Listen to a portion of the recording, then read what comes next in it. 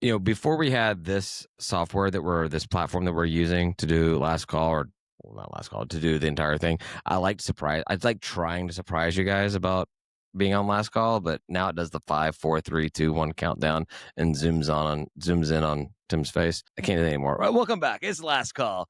Todd, man, this was a lot of fun. Dude, this is a lot of fun, man. Thanks for having me, guys. No, it was fun shooting the shit.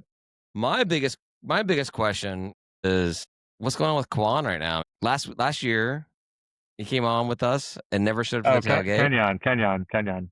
Yeah, I said Kev. I was like, wait. Close. I think I missed a consonant sound. To Vandy that I didn't know. Yeah. No, Kenyon. Sorry, I said Kate. I don't even know how to say it without the N in there. Keon. I said Kenyon.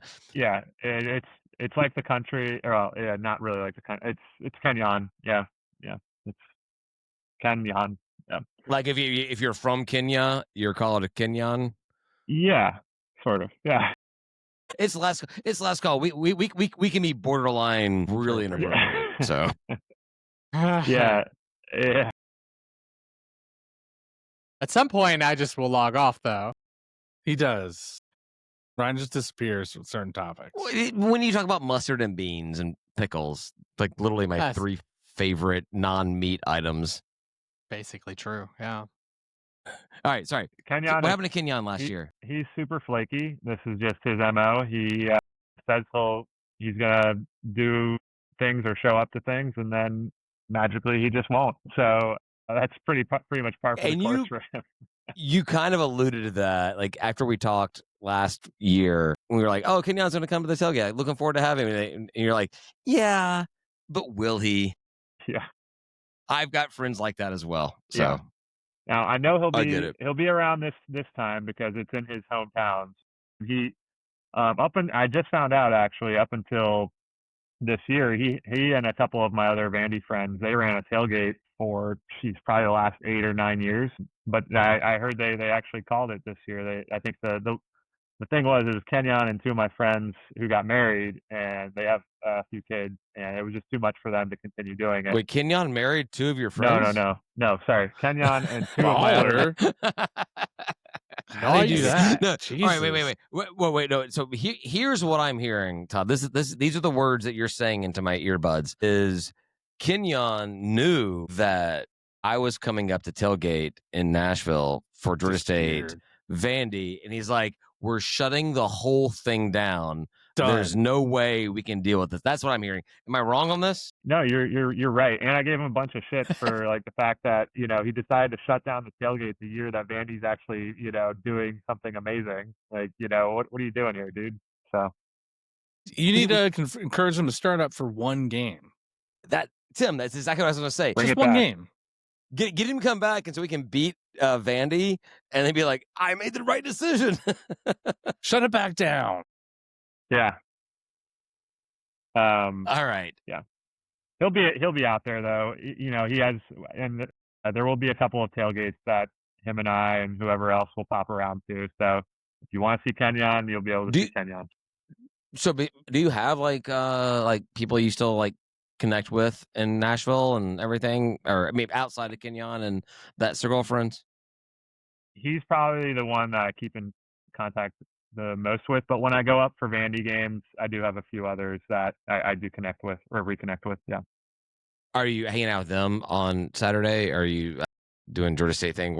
Yeah. I mean, I'm planning to kind of probably see most of my, the Vandy friends that'll be out there. Probably go to a couple tailgates, but that's probably my main plan is do that. I don't think I'm going to go to the Georgia State. I didn't buy tickets to it either. Yeah, no. I hope we can connect. I'd actually love to like connect with you and Kenyon just to give him the same kind of jibbing and everything. But we'll probably be downtown or whatever it's called, Nashville, for Broadway, the majority of the day. Yeah. All right. Outside of your fucking personal life, one of the games I was really interested in talking about or watching or paying attention to from last week was how Memphis played against Troy. Because that we played Troy. Love the right comparisons. But Memphis beat him 20-7. I don't know if that's better or worse. I'd say it's better than what we did.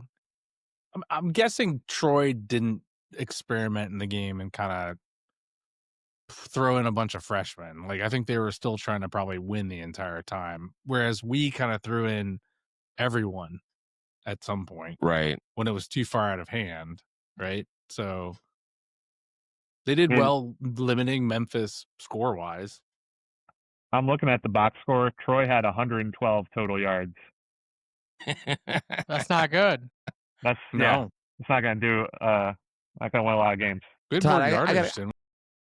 I got a question for you. What do you think of Ryan's conspiracy theory that McGee is just like throwing games? And that's not a conspiracy theory. What are you talking That's about? what he's doing. He says in the post game. Sorry, he says Ryan, it. I'm defending You don't have to apologize for defending me. I appreciate it. What do you think of Ryan's observation that McGee is like just treating games as not games? And because that's Ryan's thing, right? Ryan says he's treating them like practices or whatever. What do you think about that? He's got bets. Just kidding.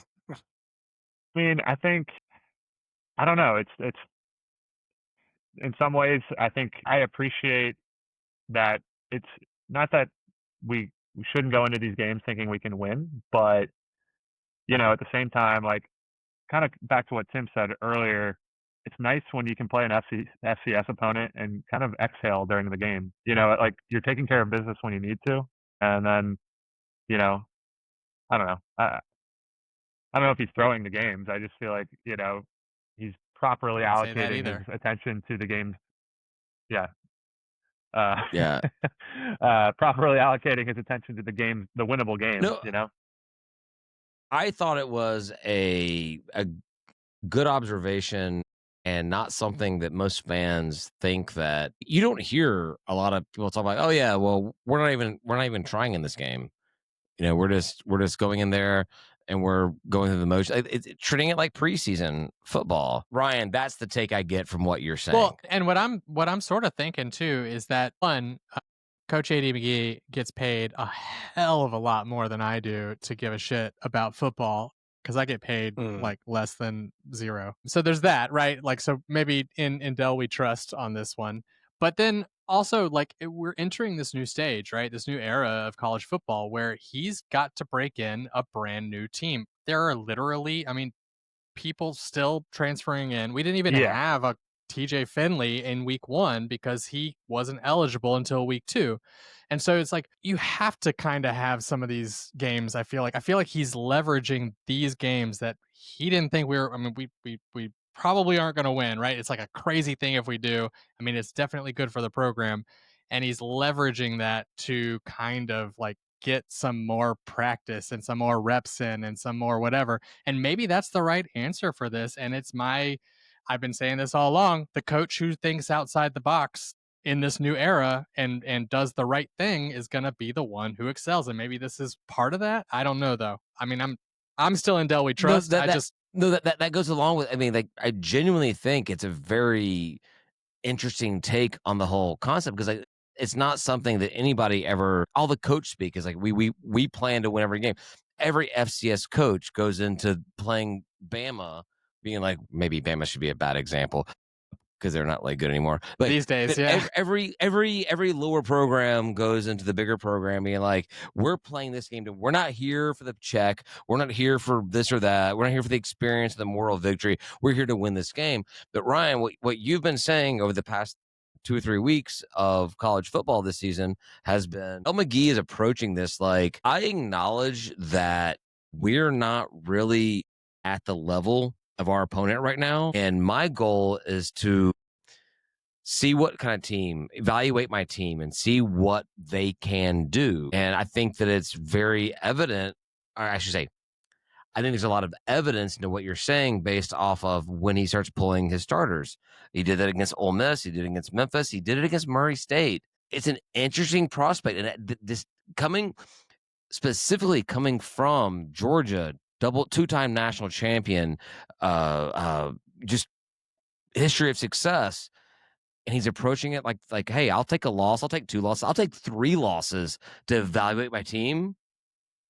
It's an interesting take And that's what I find. That's what I'm taking from you, Ryan. That's what you're telling me. That's what I hear from you. Yep. I think he's making some friends some big money in Vegas, maybe. I don't know. Can you imagine? That better not be the answer. That scandal. Woo! And no. I think this could probably all be summed up just with the fact that the quarterback, not having a set quarterback, is probably what we're all just seeing a result of. If we had Finley and Brown going into the preseason, maybe there would have been a competition that bore out an actual competent first starter to begin the season. But because we had, Vair, we were kind of left trying to figure things out from game 1 to game 2. And so I don't know. I just think it might just be the quarterback situation was unsettled, and I mean, it still is unsettled, but it's now trending in a direction where we feel like we at least have 2 guys who could potentially, But it's funny that the 2 guys we're talking about are the 2 guys we're talking about are not. Neither one are the guy that started the season. That's what. But we didn't even. Finley wasn't even an option in week 1, right? So I mean, true story. But Cam Brown didn't start either at all. But that's why I asked earlier in the episodes, like, what the fuck was going on?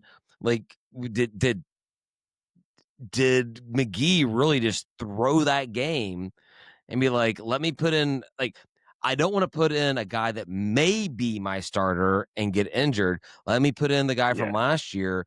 And I don't know. I think the Ole Miss game. Yes. I don't think. Yeah.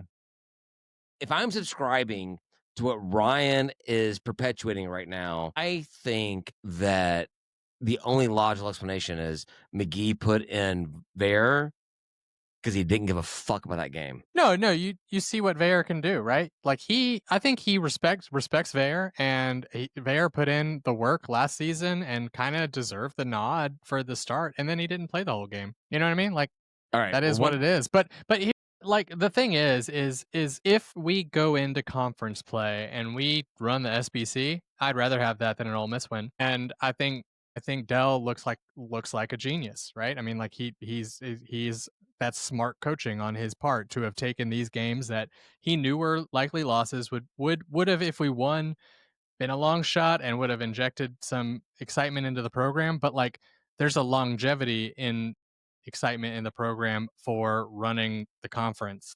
And if we can go in there and we can dominate this conference, or even start doing a lot better than we have been doing, then I think that pays more dividends over the long haul. So like, I'm not saying that to like criticize him, even though I don't necessarily love what he's doing, but like, or what I think he's doing, I should say.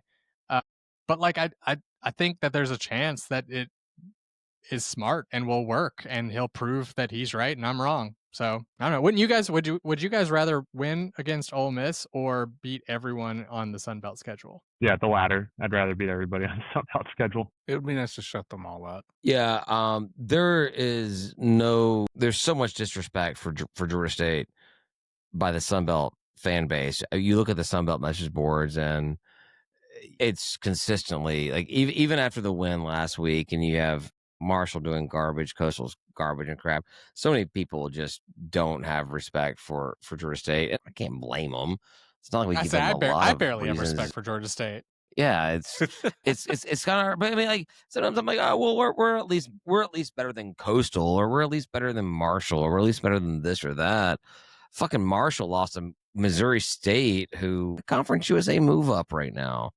I have a lot of disrespect for move ups. Maybe because we were a shitty one. We were one of them. Yeah, I don't know.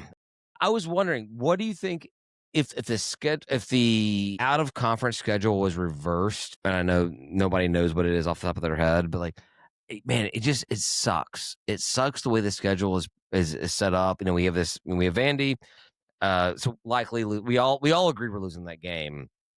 Even in best case scenario, let's say that it's this Vandy win. Feel good.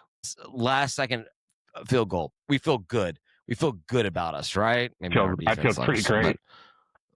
Right. Mm-hmm. Right. Yeah, you feel great on both accounts. You're like, oh, cool. We got the win, and Georgia State doesn't look like shit. Yeah. But going into James Madison, Appy, Trash Down South, like, is your next 3 games, even with a bye week, versus going the other direction with I mean, hell, fucking ODU looks really good. ODU, Troy, and Marshall, or you got to play the games the way they're scheduled. I get it. It just, man, it always feels like the schedule just always is fighting against us, you know?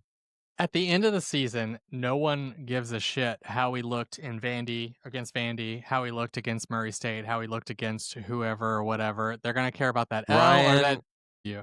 And if a couple L's equals even more W's down the line, I will take it. I'll take it. Ryan, you and your logic, it really annoys me. I know. I think I'm slightly autistic, and so like I really like get into slightly.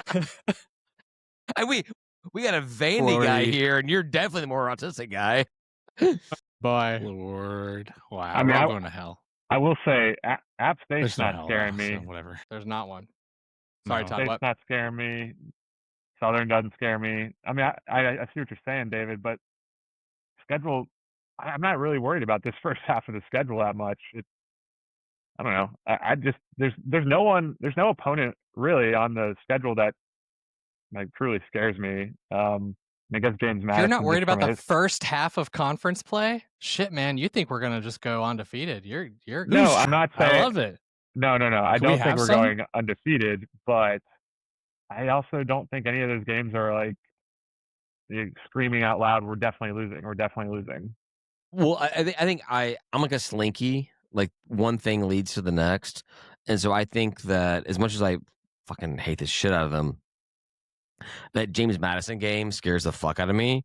And if we lose that game, I think that just continues it on to like more negativity. And while App State seems very, very vulnerable right now, super vulnerable. Yeah, if we lose Jimmy, we lose that game, and then now we're 1-5 or whatever it is, and we're heading down to trash down south. That just fucking scares the shit out of me.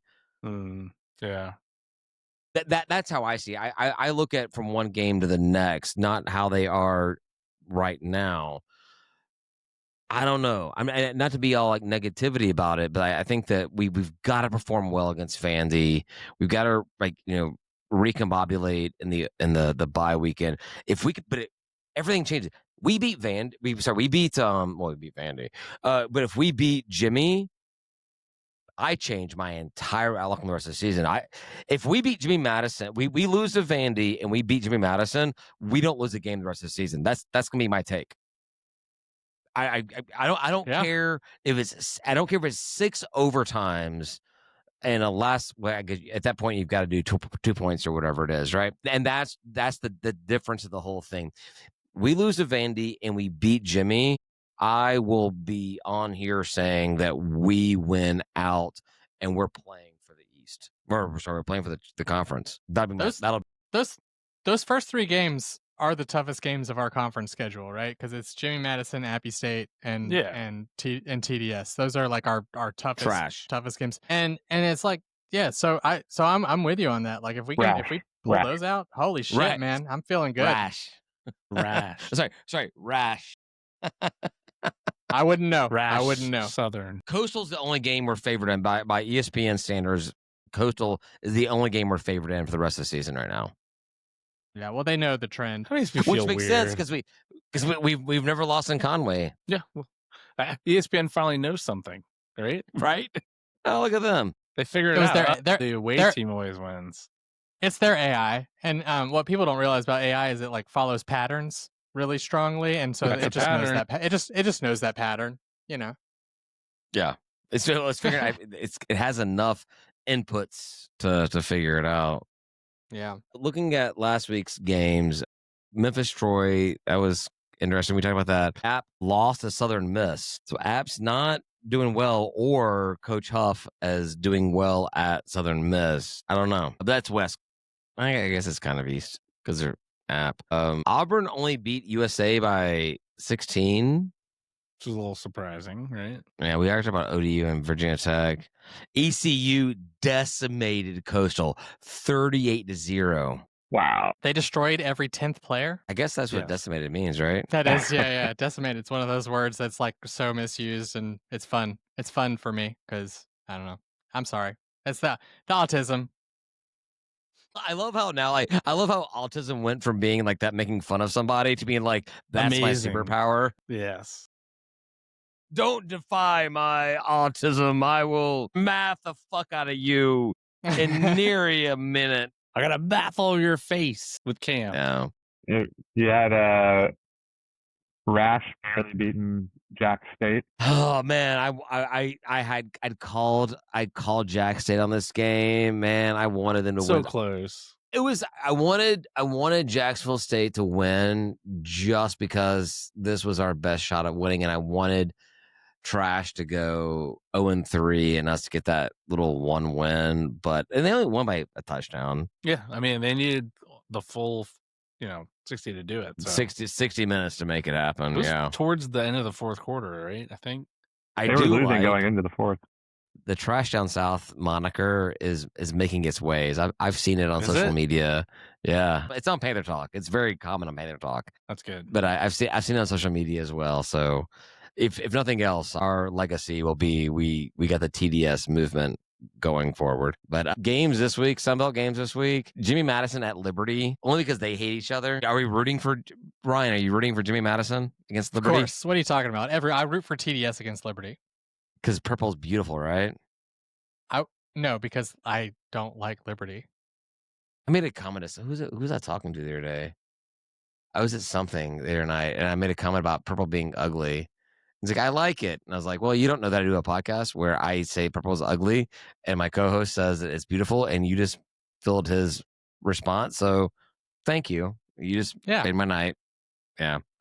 You're wrong. The pattern worked for you. Your brain was like, yes, that's what I needed right then. They scheduled like a 90-year series with each other, Jimmy and Liberty. Wow, that was dumb. Jimmy's making an exaggeration. Jimmy's making a fat donation to Liberty. Then is what I'm hearing. Probably Liberty probably going the other direction. No, I think it's like 6 or 8 years. It's the longest scheduled game. It's like 2040 or something. How long they scheduled it out for? A home and home each year. Everyone should just leave them on an island. I don't want Liberty in the conference, but I kind of like talking about them. No, not in the conference. The end. Thank you. That's the only email I ever wrote to Becker. The second email I'm gonna send to a president might be about the gates being closed, because we can talk about that a little bit, because I didn't want to be negative on the main podcast, but man, that is mostly because I'm like, that's some petty shit. Like, we have a little back and forth the week before, and then all of a sudden, the first time ever, basically, and I know you guys have blown that theory out of the water, but the first time in a long time that we've had the gates closed, and it's definitely because of that. I mean, there's definitely that. It's just like the pettiest bullshit I've ever heard of, and I'm like, I'm not interested in engaging in that petty bullshit, so I'm just going to tailgate at the gate. Well, here's the thing with that. Ryan, like you said, this group of ours has been tailgating before we even knew each other. We've been tailgating since 6 or 7 or 8 in the morning at the Georgia Dome, in the orange lot, in the brown lot, in the blue lot, moving to Georgia State Stadium, and whatever configuration that was, every year changing something up. We've always been the first ones there, to the point that it was a competition and kind of like a badge of honor. Like, haha, I beat you by like 30 seconds. I am better than you at this whole thing. But it's only been us. And I don't mean us like we're better than anybody else, but literally there's just like 3 or 4 people are the only ones that give a shit to fucking show up that early to support this multi-million-dollar organization that they can't find a fucking way to get supporters of. And your way of addressing this is, we're going to lock the gate so you 4 people can't show up before anybody else does. What the fuck does that mean? What does that mean? What? And it's not like they saved some dollars. Hold on, Ryan. Go ahead. They brought up things that I specifically did inside the stadium, inside game time. I snuck into some suites. I tried to sneak into some suites. Okay, crazy. We're talking about outdoor stuff. And at what point has any one of our tailgates ever overstepped boundaries interfere with anybody else, interfere with the operations of game day. Am I forgetting something? Nope. No. Okay. No, we create an environment there. And so if we would have gotten an email, or which should have been a phone call, that said, "Hey guys, you guys are the most passionate fans we have. You guys come. I don't know what's wrong with you. You come out here so early. You love tailgating so much. You hate your families so much that you'd rather be here than be spending time for Cartoon Saturday with them. We're just trying something new, and we want to do something different." We're not gonna let you in. Give me an excuse. We would have made fun of them. We would have hated on it. We would have everything. But to get there and find out you're just banned from here until whatever. Sorry. That's my thing. They're not even. I was just gonna say it was disappointing. I mean, I'm the one that reached out to Georgia State asking about it just after what happened last week and not being in the right spot. And so I wanted to know, where do you want us to be? We will make sure we're there, so we don't have to set up partially and then move or move again and all of that. That was the whole point in asking the question, because obviously the week before we didn't set up in the right spot, and I wanted to make sure that we set up in the good spot. I was not expecting that reply. We did set up in the right spot. But go ahead. We were closer this season. We were closer this season than we were. The previous week we had not set up yet at all. We were actually waiting on him to come tell us where to set up. Like, that's what was when he came out all aggressive. Yeah, literally, like we were waiting. Yeah, we were waiting on him to tell us where. I mean, I just didn't want us to be in the wrong place. It's like, where do you want us to